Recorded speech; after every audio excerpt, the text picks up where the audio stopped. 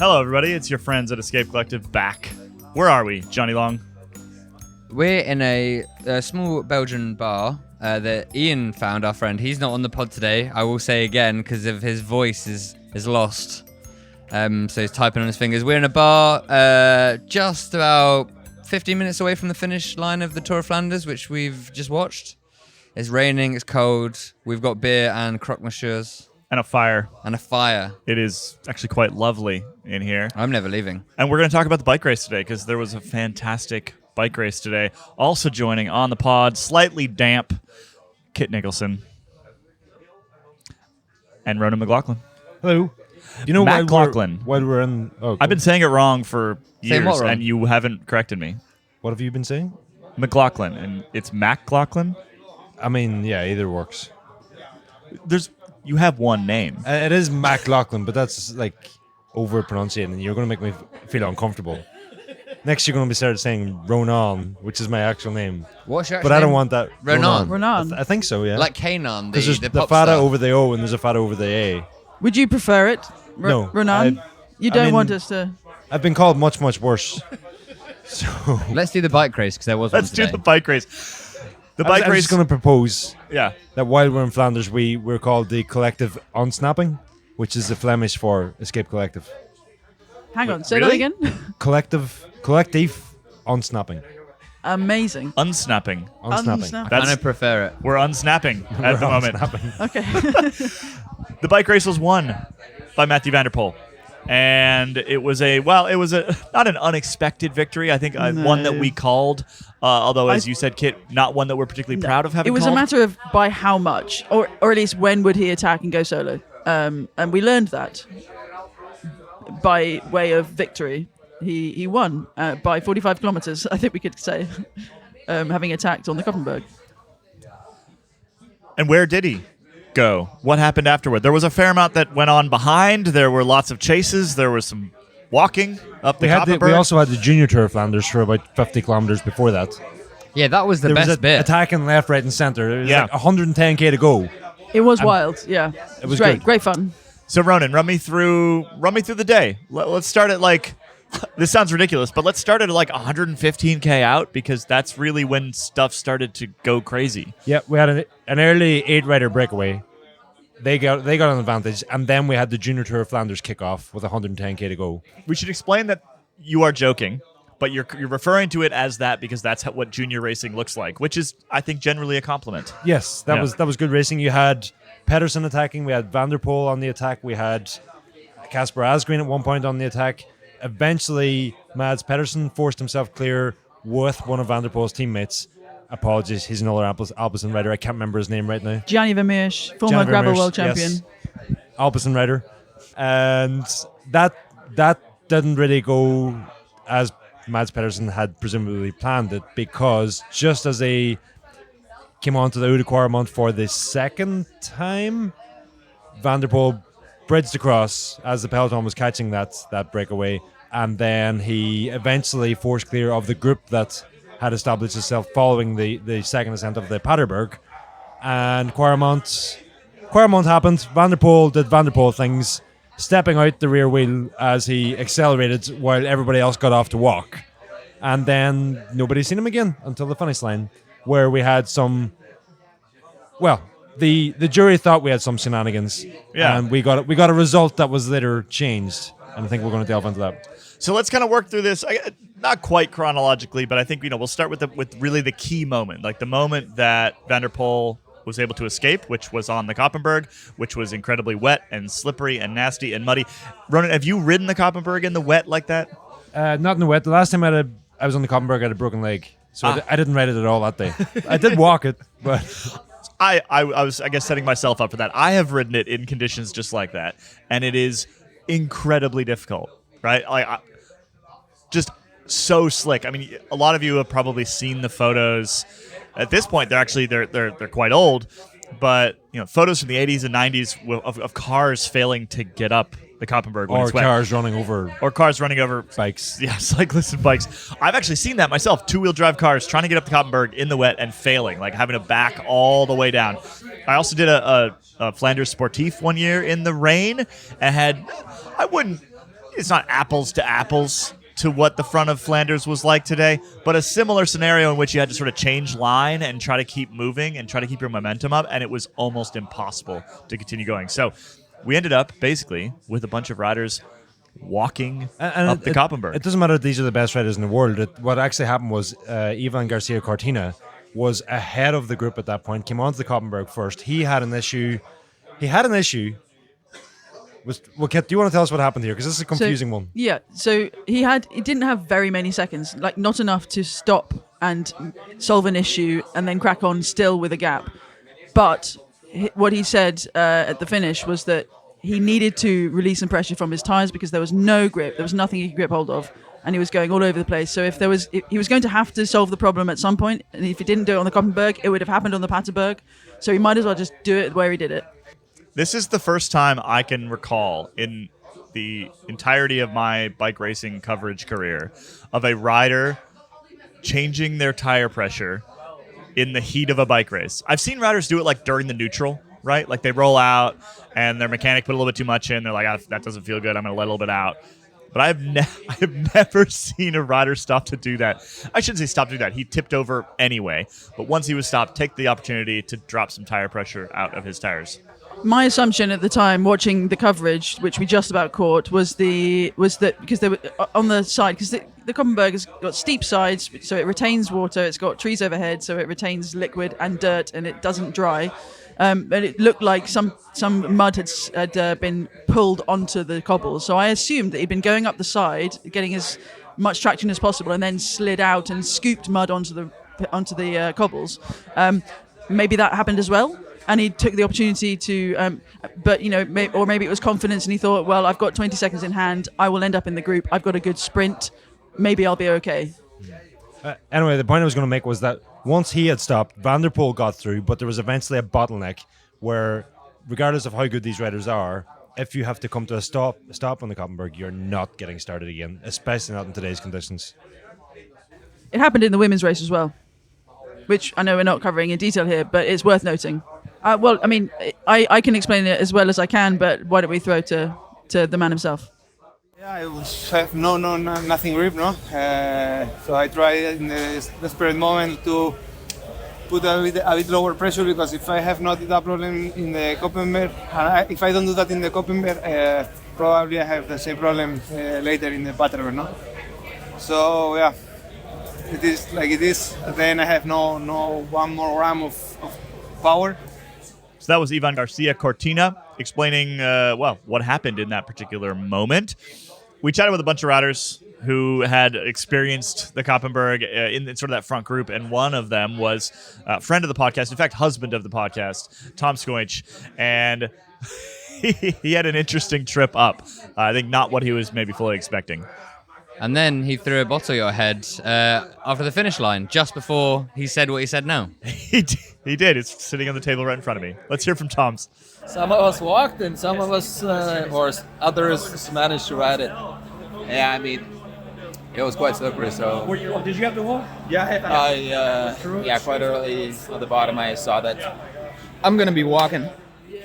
So the bottle had tea in it because it was very, very cold when they came across the finish line. But Tom's drank most of it and then just hurled it in my general direction, bounced off my noggin, and he just kept rolling. Impressive. Maybe another sporting life after. Actually, it is impressive how accurate he was, given they had just finished a brutal Tour of Flanders. Right? He was one of the more cheerful riders in the mix zone. Yeah. He Alexander Kristoff, and Fred Wright. Who we're going to hear from now, because can't go to a bike race and not talk to Fred, can we? No.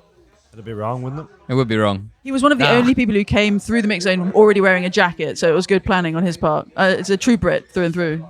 Let's hear from Fred on the Koppenberg. Walking up Koppenberg was a humbling experience. I think with a clear run I would have been absolutely fine, but when you've got all, blokes in front of you jumping off and running, it's also, you end up having to do the same thing. So, yeah, it wasn't the most pleasant experience. And there's something about getting off your bike and running when you're absolutely, I was kind of blowing at that point. So, yeah, getting off your bike and running then is really not very nice. I think, chapeau to the cross guys, because I needed some I need to put my bike on my shoulder and keep going. All right, so I think we've really hammered that point home. The Koppenberg was gross, and we haven't seen it that gross in quite some time. It had a huge impact on the race. I mean, I don't think we can sit here and say, everybody stays upright in the Koppenberg and Van der Poel doesn't win, right? Like, it probably didn't actually change the outcome of the first place, but it probably did change some of the rest of the outcome of the race. So let's get further into what happened after that. I was just going to say he made a move, whether it was an attack or whether it was just he was so much stronger than everybody else. Van der Poel made his move in the Koppenberg. By the top of the Koppenberg, he had 20 seconds on the next rider. Yeah. By Who was following him? we Matteo had Jorgensen. Matteo Jorgensen following him, yeah. And Mats Pedersen was just about. He'd been on the attack, so he was groveling, but he was still up there, and So let's talk Matteo Jorgensen really quickly here, right? So he comes into this race. He's the leader of Visma Lease Bike for the first time, really. Like he was technically the leader of Paris. I should say the leader of Visma in a race like this, right? In a big one day.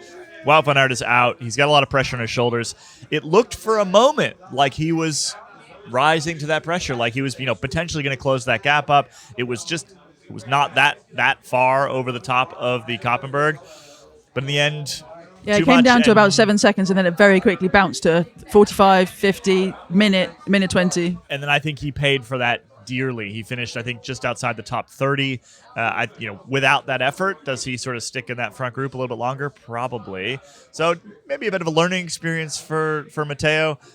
Maybe just didn't have the legs today, but tried, gave it his all. I think, did the leadership position of that team proud up until a quite crucial last 50K or so. Obviously, Mathieu van der Poel had also been doing a lot of work earlier on, but Matteo Jorgensen was very active, and from 120K out, he was very, very busy, and he's been busy. Mathieu van der Poel is on his 4th race day of the season. Matteo Jorgensen is not. And yes, Mathieu van der Poel has also been raced cyclocross, but it's a very different kettle of fish.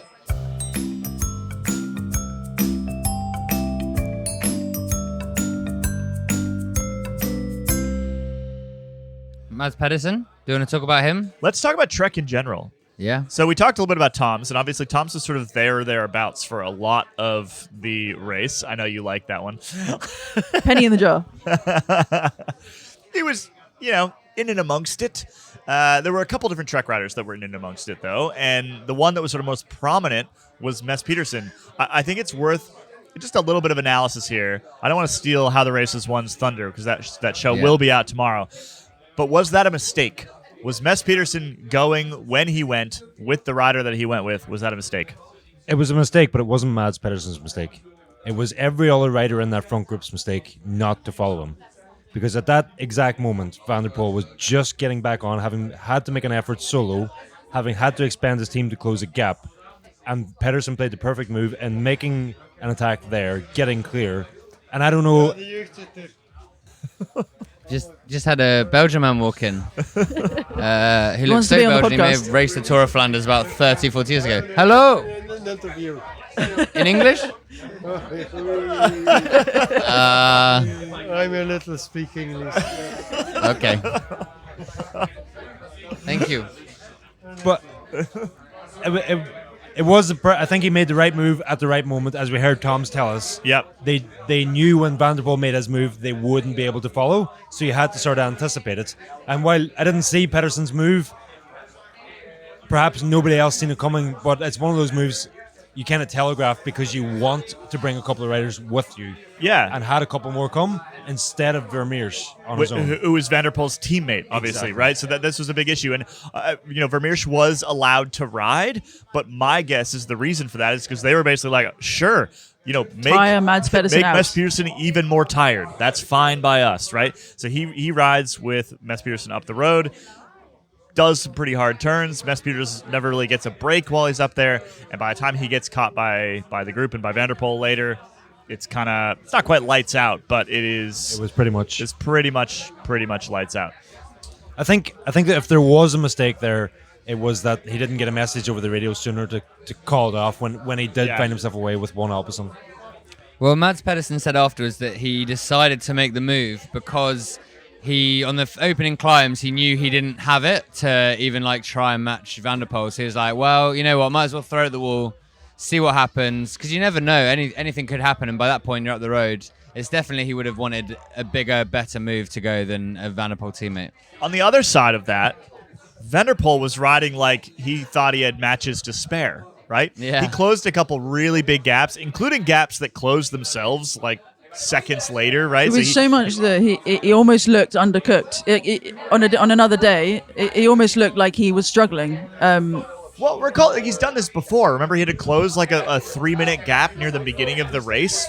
Was it last year, right? Was it Paris-Roubaix? I do remember this. No, it was Flanders vaguely. last year. He ended up in a second group. Oh, Group yes, split. yes. He had to use like a bunch of his team to close that thing up. It's not the first time that actually he has not positioned himself particularly well, right? There's not a whole lot of riders at the Tour of Flanders who can ride like that, who can ride what is, the textbook definition of not particularly well positioned, and it doesn't really matter. And we're almost getting to the point now with Van der Poel where you see that, and it's almost more scary than if he's riding up front, right? Like it takes me back to like when Isaac Del Toro like took himself off the back at TDU to like go do a little extra effort. That's the kind of stuff that Van der Poel appears to be doing at Flanders, which is just a completely insane thing. I think Van der Poel. I think he was just slightly caught out today with a move that went clear without him. I'm not He sure. did it a couple times though. Yeah, but there was just so much action at the time. That's what I mean by it was like a junior race. Yeah. You have to make a decision not to follow everything. You have to select which moves you do and which moves you don't. Otherwise, you do end up just burning all your matches. Yeah. So perhaps he just chose the wrong one, which Although I for would a argue big that, rider like that, it's uncharacteristic to pick Yeah. the wrong moves to follow. I would argue that like Mess Peterson and Matteo Jorgensen, Yes. they did the opposite, right? They did just jump in absolutely everything just in case. And in fact, many times they were the instigator, right? And so maybe not all that surprising. Van der Poel is basically, he's confident enough that he can bridge to almost anything, right? And so he doesn't actually have to go with anything until he's like, that's it. That's the one, right? And he can be a little bit more conservative, and the conservatism actually serves him well in the last 50K. I mean, like, I wouldn't say this would happen today, but if you are the absolute strongest rider in the race, the most efficient way to do it is to let all the crap happen, let the break get away, and then just ride across to it. Yes. It's kind of Van der Poel kind of thing. Kind of what he did. Kind of what he did. So he's clear. We're talking about him being clear. He's Well, we all turned off the TVs then. yeah. We just took a nap.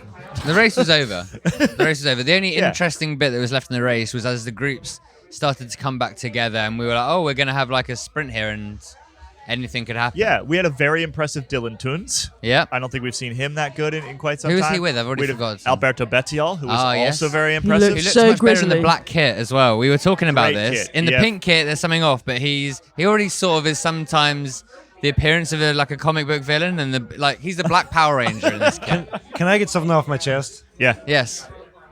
Bettiol. The Aero. What was the status today? Turns up to Torino, Yeah. Torino, like a big race, but not Not the biggest. a monument. Yeah. Fully decked out, head to toe in aero kits, holds off the entire peloton Yeah. with a 12-second Yeah. gap on his own to win the race. 4 days later, turns up to Milan-San Remo, jersey, shorts, and a non-aero helmet.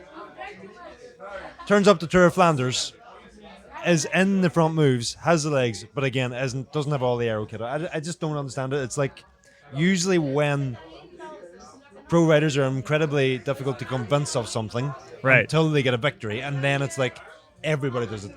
He has got himself a victory using all the aero kits, and then has shunned it in every opportunity since then.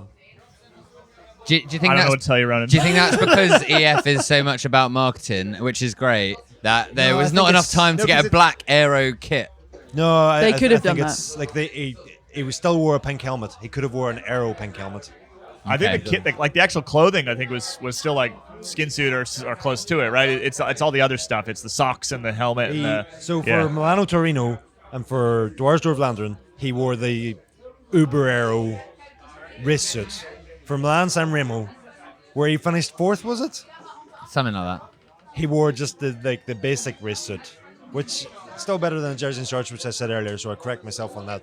But I'm not saying that's the difference between being on the podium in Milan San Remo or not.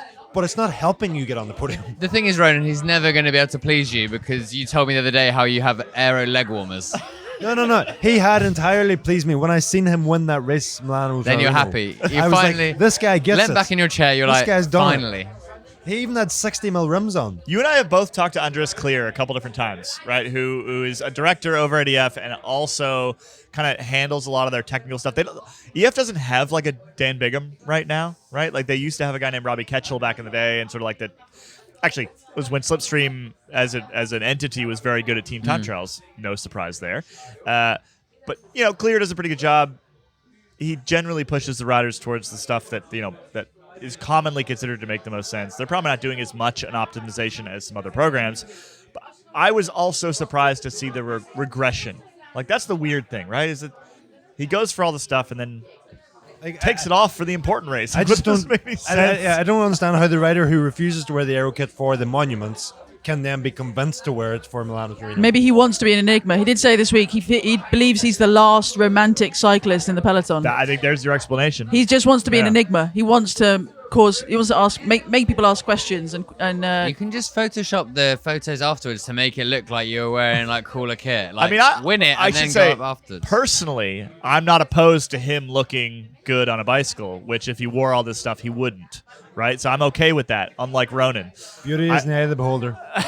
But also, he doesn't win, probably because of it. So I wouldn't say it's because of it, but It's a factor. if it was me 10 years from now, I'd be going, maybe I could have made that Milan-San Remo podium had I been saving energy for 300 kilometers and had an ever so slightly fresher sprint. yeah. That's and the Dylan difference Toons in- did leave him behind on the last go up the Paterberg or the Quaremont. He left him behind a little bit, so he didn't have the legs to win. But yeah, but like you say, it's the saving energy thing, isn't it? It's the was it's all the that- percentage points. It was all that drag he was carrying for the rest of the day was because He did also why didn't have the unzip legs. his jersey, which today is insane. He actually rolled out this morning, full leg warmers, overshoes, the race suit, arm warmers, a jacket, leg warmers over the shorts, I should add. And then when we Luca seen him come to the Paolini finish, style. when we seen him come to the finish, then he was And just Jane jersey and Cash shorts. style. I like that style, to be honest. It's Tom Boonen's style also, wasn't Yeah. it? Wow, the Boone and leg warmer code. Yeah. Where would you guys, you've watched many Tour of Flanders, where would you rank this edition amongst maybe the last 10 years or so? I'll say from 110k until 50k to go. Yeah, it was one going to of the be a best ever. classic. Yep. From Really then good. on, one of the worst. Yeah. Well, No, it's not actually, one of the that's worst. Not one of the There's worst, lots but of- just it was done. But this is the thing. Like Boonen, what was it? So Boonen went at 46k, I think it was one of the years that he won, and everyone was like freaking out about it. Granted, this is the old course, but still, like everyone was freaking out about it. And now that just seems normal. It happens all the time. And I maybe it's the aero stuff, maybe it's the higher speeds, maybe it's something, but it just feels normal to have a rider off the front for an hour at the end of a. Well, that's what I was going to say. Is that last year felt quite predictable as well because we'd had Tadej Pogacar go wrong the year before and wait and sit up and then lose the race out of dodgy tactics at the finale. But yes, last year we kind of thought or assumed that he would know what to do this time. So there was a very high chance he was going to win the damn thing, and then he did. But the way he did it and the way he floated up the Quaremont was just like that was wild. I think that was that. So we're talking about two very predictable races. I think that was more exciting than this was, and there were more top riders there. This year we're talking about one rider who's 3 levels above everybody else. Last year we had Van Aert, we had Pogacar, we had Van der Poel, we had Mads Pedersen. So God. Just to clarify my point as well, like I think the race for second was sure, incredibly for sure. That was exciting, good. but it was spoiled by the fact that one guy was 2 minutes up the road Yeah. and freewheeled the final kilometer and Yeah. still won by over a minute. Get out of here, Van der Poel. What are you doing? It's that Ruining balance everything? though, isn't No, it? I'm You kidding. want amazing riders and you want like superstars, but then you also want really competitive bike racing. The problem is over the past few years we've been spoiled by very competitive bike races all the time. So it's that the balance is so fine and it's very hard to get it perfect, which we've been used to. I think the other big problem this edition of the Tour of Flanders faced is that the absolute life was sucked out of it on Wednesday at the Tour of Flanders when so many Yeah. favourites Yeah. were Absolutely, taken yeah. away. But we came into the day expecting what happened. So then as soon as it happened, you get everybody that just deflated. Everybody got deflated as soon as we seen Van der Poel right clear. Well, we were talking about that earlier at the start because it didn't necessarily feel like one of the biggest bike races of the year at the start in Antwerp. Like we're walking along, Yeah. it's like a whole big boulevard that you have the start, the presentation, the team buses. the sun we were came walking out. on like, what's missing here? And we Yeah. were like, yes, it's Wout van Aert. But then we were talking to a Belgian colleague of ours who said that Antwerp, in terms of Flanders, isn't necessarily the biggest cycling city. Like they're not mad for it like they are in other places. So maybe that's an explanation You also too. have one of the biggest Belgian teams underperforming. Soudal Quickstep. Yeah. Their best result. Who was their best finisher today? 18th. Think so. Lampard. And so Yeah. there is not much faith in that team at the moment in classic sense. So it's maybe that contributes. 18th. 18th was their best finisher, I believe. See, we were talking about this on placeholders a week or two ago about how I was basically asking the question, how long would the Belgian public accept that? Like, I don't care how good Evenepoel is. I don't care, particularly if he's not winning the Tour de France. Is the Belgian public going to be like, yes, Remco Evenepoel winning Algarve again is that I hits feel different, sated. doesn't it? Yeah. Like, that's absolutely not. And I think that at some point here, Lefebvre will probably come to the exact same conclusion and start It's to a shift that very team good back. point. Yeah, they need. Oliver Nason, the first Belgian rider. That was fun. The most impressive thing about the Belgian participation in today's race was that 3 teams had an entirely Belgian lineup. Lotto Destiny, Bingo, and Flandern Balois Yep. had 3 entirely Belgian teams. Beyond that, there wasn't much to write home about in terms of the Belgians in the race. Oliver Nelson being 7th. Yeah, he'll have people coming to his door again asking how the form is. But Yeah. beyond that.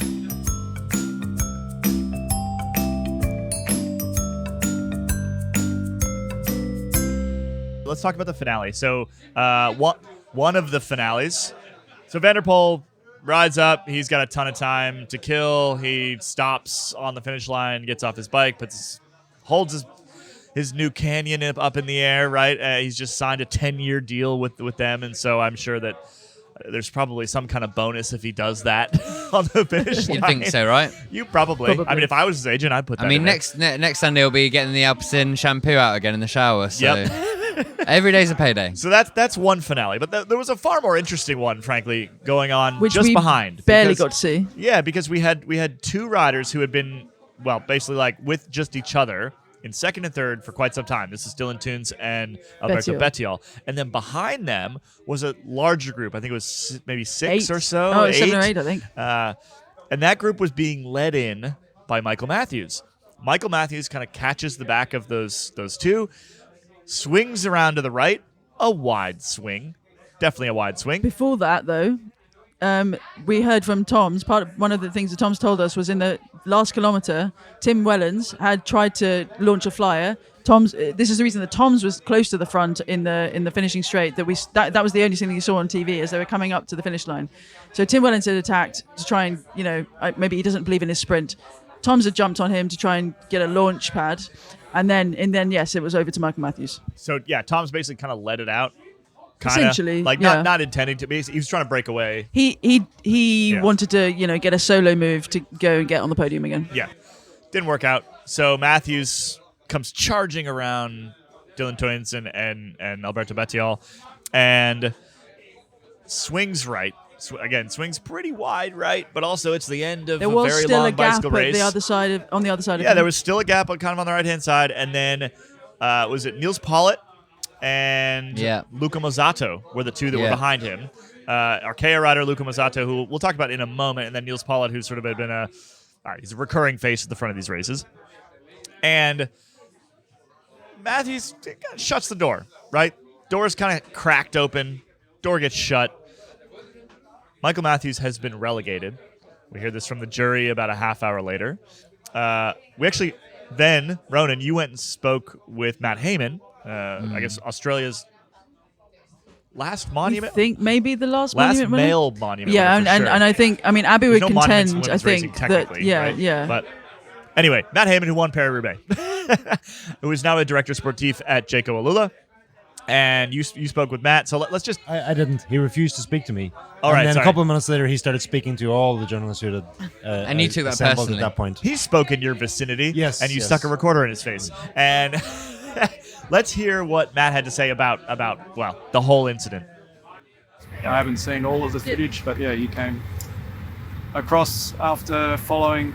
He had to move from the right to the left to follow the breakaway group. He only caught them with 100 meters to go. He went around them and then came back across the other side, and I think my city images. I have not really seen it's a bit hard to get into that distant touch. Have you seen Michael already? You always No, I haven't. I haven't seen him yet. So I can imagine he's pretty distressed at the moment. But to have something like that taken away has been pretty distressing. It's a big difference between the second and the 10th place, of course. That's a huge difference. Yeah. So I'll talk to him in a minute. But yeah, I'll have to wait for more of an explanation from the UCI. Look, everybody wants really safe riding. I think we're all for that. And I hope then in the Tour de France, the same line will be followed, because there's been a lot of, polls where people probably should have been relegated and they haven't. And now this is when we're deciding that 2004 is the year that starts. This is the precedent now, then I hope then it's carried forward, because Did they announce they would be more strict on this one? rules are the rules. They've always stayed the same. It's always the same rules inside. But sometimes they say we got to stress on this, we got to stress on that, we got to... Yeah, I'm not sure. Look, at the moment, there's not much we can do. The jury has made their decision and we have to live with that. And we're bitterly disappointed. I'm disappointed, the team's disappointed, but no one will be more disappointed than Michael. And if you ask me, he can be proud with the way he raced. It's another epic Tour of Flanders. And he raced his heart out, and I feel like he deserved that third place today. And you appeal for it. We can try to appeal. I'll be in touch with my general manager. We'll do everything we can, because I don't feel like it's a clear-cut case. That's my personal opinion. Other people might have other opinions. All right, so takes on this. Like, should Michael Matthews have been relegated? It is interesting coming a few weeks after Milan-San Remo, when he was chewed out for not closing the door a little bit more on Jasper Philipsen for being too nice. This was a different situation, maybe. It was a harder race. Pogacar obviously wasn't here, but Milan-San Remo, by his account, was the easiest race of the season. I don't know. Yeah, it looked like a massive swing, but he was coming round riders. He was freaking knackered. Not enough, Jeff. Football reference there from Johnny. For me, I do think if you're Michael Matthews in that scenario, you can sense riders coming from your rear and your right. Yeah, and his elbows came out. Yeah, the elbows is an issue. There was a move there. I'm okay with the elbows. If you stick them out before the rider is there, that just makes you wider. Yeah, I think that's fine. And that's the point. Actually, that is fine. I think I don't think there was actually any danger here. I think it was just being smart with where you're launching your sprint into. He didn't deviate his line a couple of times.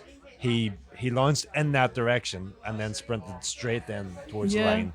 I think walking around the buses, Matt Heyman, Jaco, Luke Durbridge, everybody around those buses they weren't in tears, but they weren't far from it. The entire team was just you can imagine how tough that was. Seemed harsh, didn't it? Yeah. Then the bus directly in front of them was UAE Team Emirates and of Niels Pollitt, who was definitely the one that would have. If there was a complaint filed, it would have come from him, because Mozzata was actually further back and never really got interfered I don't with. think there was a complaint filed. I think the jury did that one on their own. Yeah. But what I was just going to say was that around that bus, Paul himself had actually said at some point that you don't want to profit from someone else getting disqualified. You just want to be third on your own merits. But then later, speaking with Fabio Baldato, he was very much of the opinion that what Matthews did was entirely wrong, and he should have been disqualified, or not disqualified, but relegated. So, obviously both teams are going to have their own take on this regardless. I do think, though, for what Matthews done here, I think being dropped from 2nd to 11th seems incredibly harsh. Yeah. And what I think is missing here is an opportunity to give his version of events. When it's such, if it's something that happens mid-race or whatever, you can't really have that. But if it's something that happens in a closing kilometre like that, if this is motorsport, the drivers would have been called before the stewards and asked to give their position on what happened. And there is no mechanism for that in cycling. And it seems wrong. When you watch back Matthews' sprint, if he turned around and he said, you know what, I was just so exhausted that I ended up going that way entirely unintentionally. Yeah. That seems plausible. It is fast. A It's always plausible plausible. version. Yeah. We've got motor racing Toto. It's also, it's as you say, Ronan, and we talk about the foreshortened finishing straight or foreshortening on a climb in the camera. He was going where there was space to go around. I don't think it was entirely natural what he did either. I That think finish is quite wide though. Yeah. That's a wide finish. Yeah. the one thing I'm not aware of was was there any wind coming from either So direction? that was going to be my question. If the wind was from Ryder's right, that's where you want to go. Yeah. Right? I can Like, certainly But- confirm that the bridge was moving. I could feel it vibrating slightly. So if there was wind, if it was motors, This I is don't know. new evidence that Jaco could bring to the jury. Matthews didn't move; the bridge moved. I think it's harsh. I think it's yeah. No dog in this fight, right? Like Yeah. I'm not Australian. You're not UAE. I'm not UAE. You're not Saudi. I'm not Saudi. I'm not a You're not huge German. You're not German. You're not Yeah, German. Oh, none you're a of bit these things. German. A bit originally. Like Somewhere couple down of the years line. ago, yeah. And I just genuinely think, so Heyman's point, which was that, okay, well, this is the new precedent then, right? Like, basically Heyman was like, I want to see some more bastards I want to see the whole sport relegated. burn to the ground.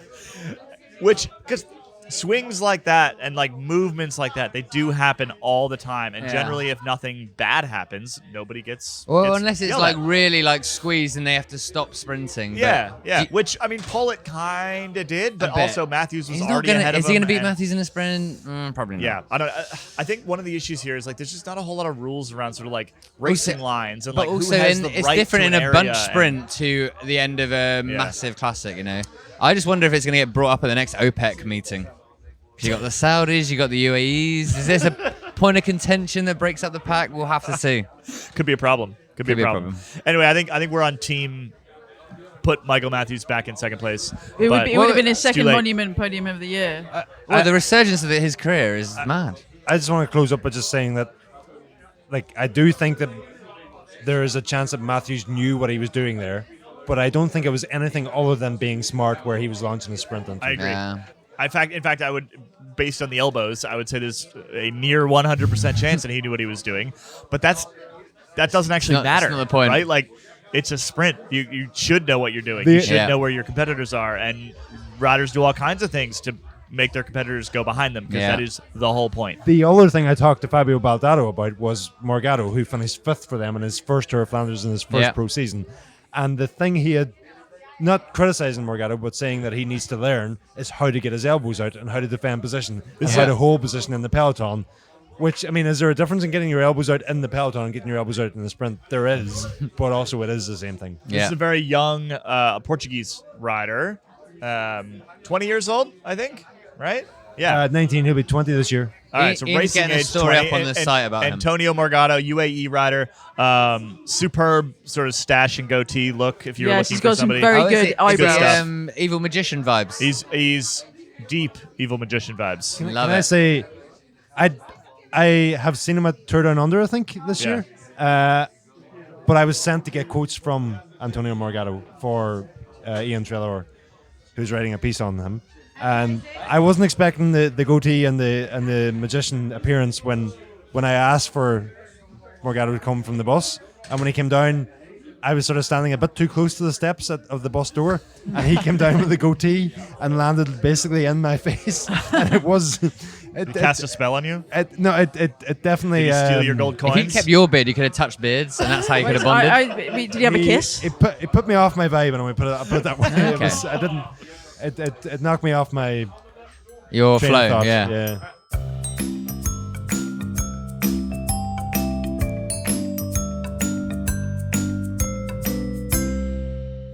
There was another rider, though, that I wanted to chat about, Oh, which yeah. is second place.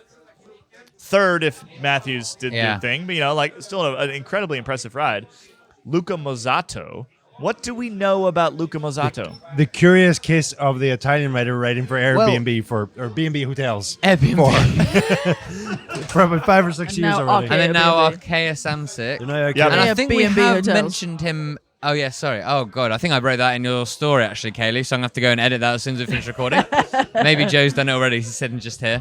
I think we have mentioned him before because we have sort of been in bafflement as to how an Italian gets to ride for a French team. So That surely consistently. never happens. Yes. Well, I think Niccolo Bonifazio is another one who's been on some random another teams, Italian but he's French. Italian rider who French or Belgian.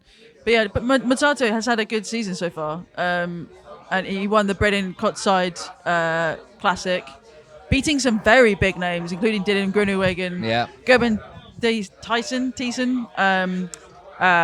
some others. Arnaud Delis, yeah. So, and that was another. If I remember correctly, which I may very well not, it was another very grim day. But also, I think Loves it grim. It was grim today. It was pretty was- grim. it was grim. Yeah. All the guys coming past in the little mix zone, so muddy, drenched to Yeah. like the bone, like Covered in snot. so cold. Everyone who stopped was like a minute, Yeah. and then I need to go because I'm fucking cold. Yep. And A lot of them were like shivering so much their jaws were Stefan like. Was it Could Oyer not Lescano? I think pedal, that went he was by a- and like looked like he barely holding his handlebars. yeah. Yes. So cold. It's one of those days where they're going past, like you're used to seeing bike races after Yeah. big races, but even today you're like, that was Well, because something we did different. this too. When we were walking back to the press room kind of around lunchtime, and so they were racing. Obviously, Yeah, it yeah. was sunny. It was beautiful. We were and like, this we're is in too hot t-shirts because we we were had like our big hot, jackets on. Yeah, which means that all the riders also took off all their And clothing. they saw were them do it, expending yeah. energy and then it just started downpouring. Yeah, and it's dropped, too late. 10 degrees and Yeah. was absolutely miserable. Who is Luca Mazzato though? Like, I'm Who is surprised he? you don't know because he was 121st on the stage to Plans de Belfi in the 2018 Tour d'Alsace. So, Well, Mark Hirschi was second on that stage. So- our friend at the end of the table, Ian Chulur with no voice, pointed out that he performs well at things like Trobo Leon and He was these. second there. Yes. fair enough. Yeah, I mean, He also won Britain at Coxside. Yeah, that's right, And yes. he's also won Banch Chimay Banch, the Frank Vandenberg that's a Memorial. good one. Yeah. And that's often grim. And the season can be quite Horrible. grim. Yeah. There we go. Well, there you go. There's our Do we? very brief primer Curious on case. Luca I mean, Mazzato. I mean, that was pretty good. Better than other people do, I think. That's true. I kind of walked past their bus though in the team zone after the finish. I thought, how big is that result for that team? Oh. Second in a monument. That's huge. When did they last And do they that? are a world tour team. When did they last get second but in the like monument? barely. Can we even look that up? Probably not. Arnaud Demar at like a Milan San Remo, but no, he wasn't even on that team then, was it? He wasn't on that team yet. Warren Buggy somewhere. Anyway, Nairo Quintana Kanzana at in the Something. pre-world team days. I've only just realized this is actually a team that I used to race against, and which tells you how bad they are. Britannia Schuler, Britannia Sesh. Oh yeah, They- Brisson all Session the way- Vermont. yeah. They won a stage of the Tour of Oman. Who won it there? They have 4 victories so far in 2024. They won a stage of Étoile de Bessèges, a stage of Tour of Oman. They yeah. won the one-day Bredin Koksada Classic, and they one-day La Route Adèle de Vitre. There we go. They are the kind of team that when we went to races in France played, and they sorry. turned up, they would be the guys just absolutely. They'd be the bullies. They're the guys knocking the crap out of the rest of us. Yeah, But going to World Tour level, yeah. it's a different story. I mean, Different they've from been different chasing, times. They've been in the Tour de France how many years now, chasing stages and hasn't really come off. So to get second in Tour of Flanders, I mean, they're probably on the edge of whether they even get invited to this race or not most years. Yeah, So yeah. That's why they got credit the where World it's Tour due stuff. today. Yeah, Even without the relegation, they would have been third. yeah. So it's still a podium. They won a stage of the Vuelta and the Giro last year. Who won it for them? No, sorry, they didn't. They came in 13th in the stage of the Giro Oh. of the Vuelta last year. There we go. I was reading this thing wrong. Top. Anyway, that's Luca Mazzato. We think, well done. I will say that, so we put the story up about Michael Matthews and the relegation. Unsurprisingly, for a website with a pretty heavy Australian audience. First comment from Rustin Graham. Total BS. It was a brilliant move to come back into play and hold off for an amazing result. He should be reinstated. Reinstate Bling. Reinstated. Hashtag I would love to see Jaco actually try to do something about this because Yeah, I think it's you cannot have a situation where teams can be a result like that can be decided without any sort of input from either the aggrieved party, and an aggrieved party can have an input. They can make a complaint at the end of a race. They can appeal to the commissaires to look at a scenario. But if you're the so-called guilty party in that situation, you have no opportunity to defend yourself. It doesn't seem right to me. I agree. 100% agree. There we have it. Closing thoughts? I'm excited for Roubaix now. We got to rate this. How can you be excited for Roubaix? I'm very excited for Roubaix. I'm excited. Van der Poel is going to do Van der Poel things again. And we're gonna have to- No, because Roubaix is way more chaotic. Like, Yeah, he maybe they'll can't. He go flat, can't you just never go. know. There's not enough, things for him to escape on. Yeah, I do have more hope for Roubaix. Yeah, to be Yeah. honest. I'm excited for Roubaix. The music just turned off. It Just just as got we're way finishing. quieter. It did. And I wonder if people have been hearing the door next to me close throughout this entire episode. Probably.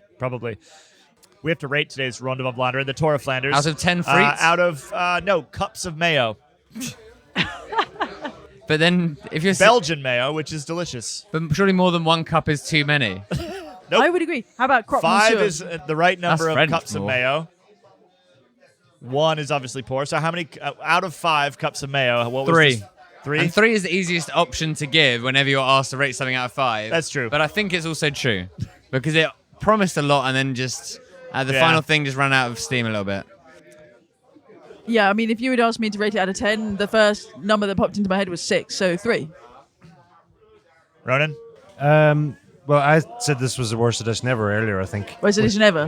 No, it's something to that extent. Worst edition. He said worst final. But what I do think, though, is that Van der Poel sucked the life out of it. If we ignore Van der Poel, Yeah. Great and we race. consider how it finished, consider the relegation, all Yeah. talk around that, consider you had a random Italian on a random French team Yeah. on the podium.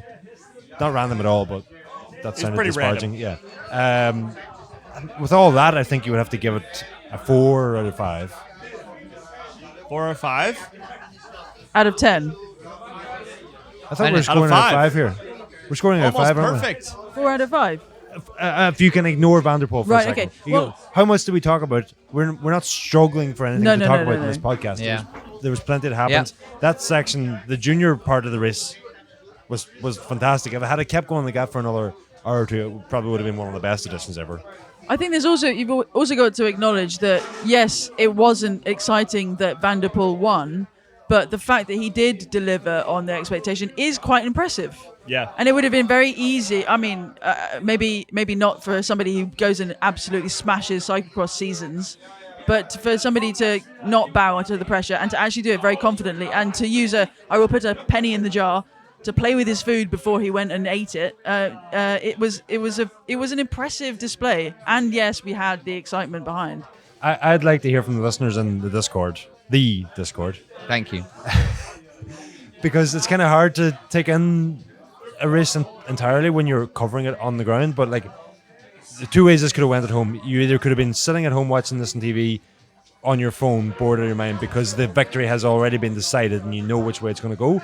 Or you might have been sitting back and just embracing the fact that was an incredible performance. Someone they attacked on the Koppenberg and went solo to the finish from there in dreadful conditions. It's the kind of race that will go down in history as one of the best performances ever.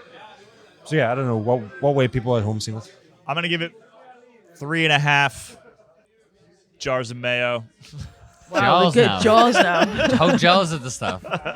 I feel a little bit sick at the thought. Yeah. Yeah, 3.5 I think is about right. All right, we're going to wrap it up. We'll be back. Well, Soon. so here's the deal. Tomorrow, Tuesday, there will be a bumper episode of Wheel Talk with Abby and the rest of the crew. Nice. That was a good Tomorrow, race. Monday, I should say, there will be a How the Races Won. Dane and Cosmo are going to be hopping on later tonight, I think, to record that. Wednesday, we'll have... Well, we might go to Scala Price. We're not exactly sure yet. Anyway, there'll be a placeholders in the middle of the week. We'll have another episode as a preview of Oh, Roubaix double at the placeholders. end of this week. So kind Fun. of double placeholders, or you could even say a triple placeholders really this week. The triple threat And then we placeholder. get into Saturday, which is the Women's Paris-Roubaix. There'll be an episode that comes out of they're that. separate days. And then Sunday, which is the Men's Paris-Roubaix. that's much better. There'll be another episode to come out. So if you want your bike racing podcast, we have so many. Beaucoup. You've Coming up. just made me want to go home. Hey, what? There's a lot of work coming up. There's a lot of work coming Yeah. up. We got a lot of things to do. Anyway, we'll be back. Well, we'll be back like in a couple days. Other people at Escape Collective will be back literally in 24 hours, and we'll see you next time. Thanks for listening, everybody. Bye-bye.